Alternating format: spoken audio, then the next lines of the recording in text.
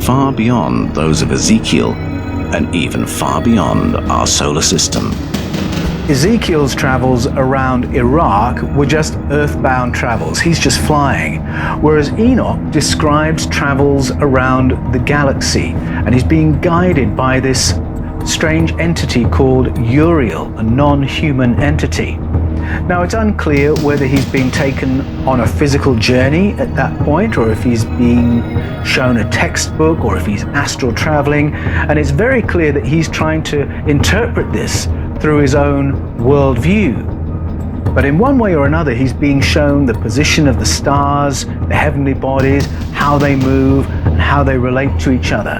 And this theme of astronomical information is a little bit anomalous in the Bible, but it actually rings bells with narratives and mythologies from all around the world.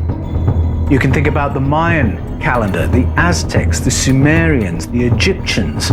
All of them had precise astronomical information in their mythologies.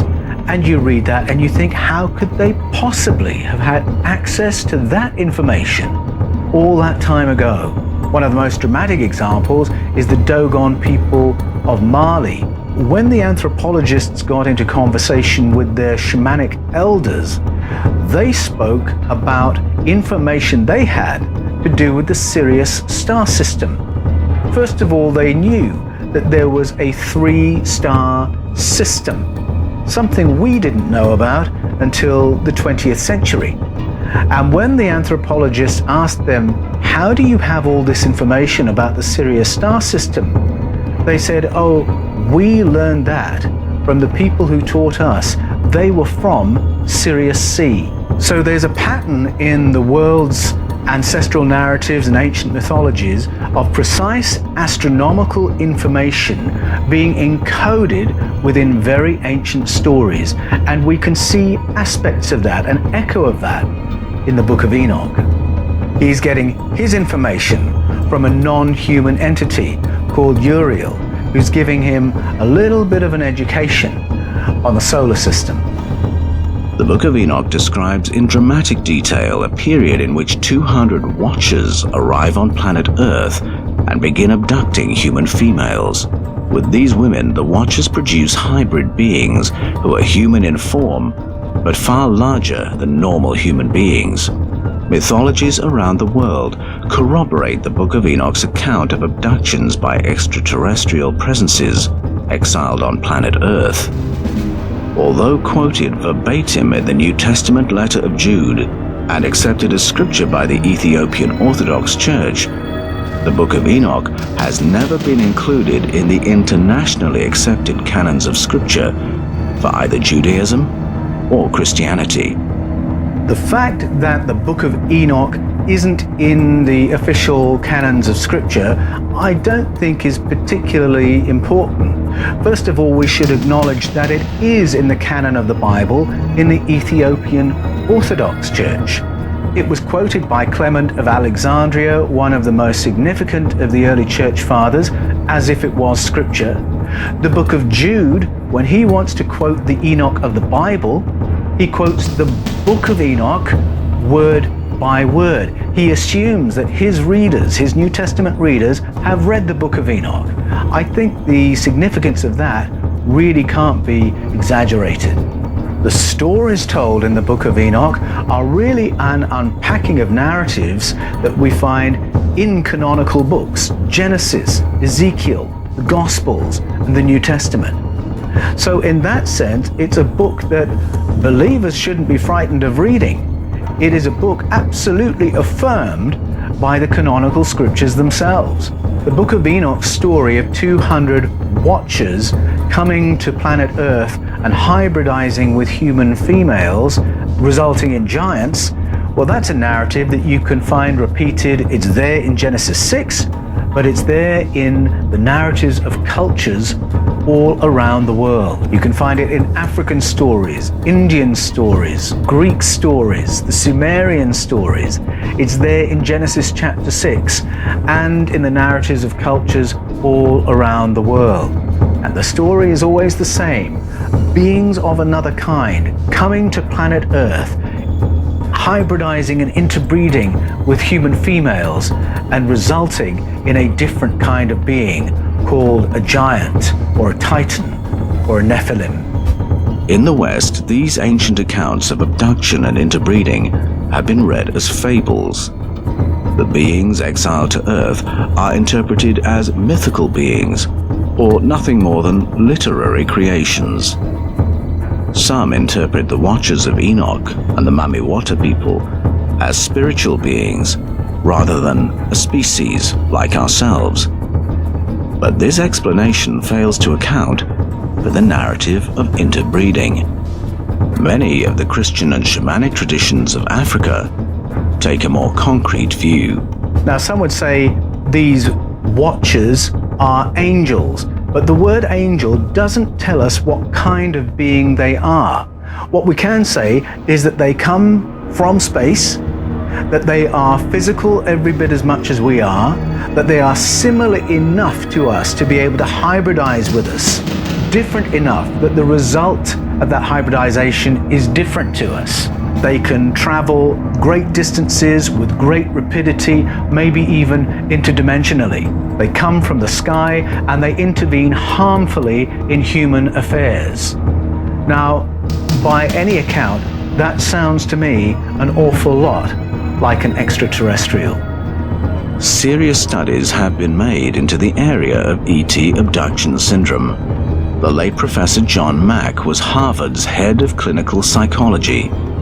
In the 1990s, U.S. Defense tasked Professor Mack with investigating the psychology of military personnel who had filed reports of close encounters with extraterrestrials.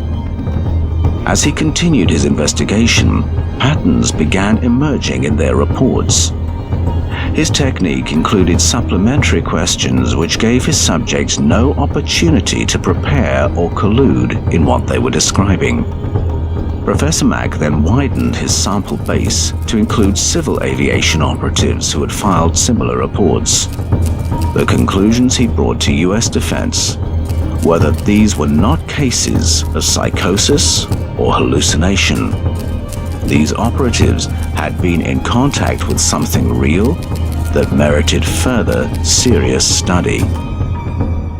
In 2009, Pope Benedict XVI called on the Pontifical Academy of Sciences to convene a colloquium to discuss the theological implications of contact with other civilizations. The colloquium gathered 30 leading scholars and theologians. Among those who brought its findings to the press was one of the Vatican's most senior experts in paranormal phenomena, Monsignor Corrado Balducci, a leading exorcist for the Roman Catholic Church.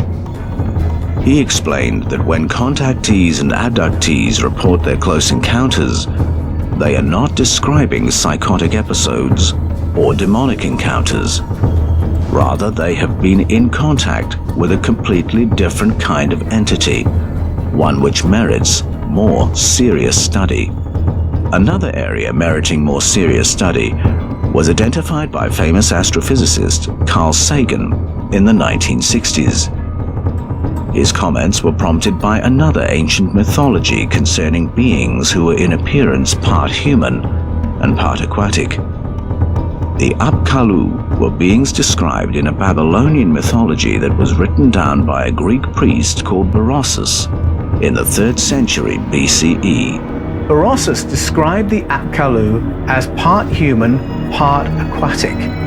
And that's a theme that recurs in the African Mamiwata tradition and in the Caribbean and in other mythologies around the world. And we see depictions of entities that are part human, part aquatic in many diverse cultures, seemingly with no contact with each other. Berossus goes on to talk about one of the leaders of the Apkallu, Oannes, and describes that they took a role in nurturing early humanity, providing our ancestors with the basic tools of civilization to set us on our journey as a human civilization. In 1962, while at Berkeley, a young Carl Sagan wrote a paper titled Direct Contact Among Galactic Civilizations by Relativistic Interstellar Spacecraft.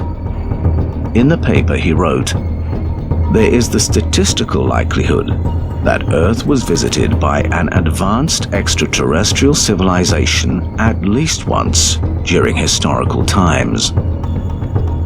On page 497 of his study, Sagan speculates that the number of such visits could be as many as 10,000. Sagan wrote, "There are other legends which deserve serious study in the present context.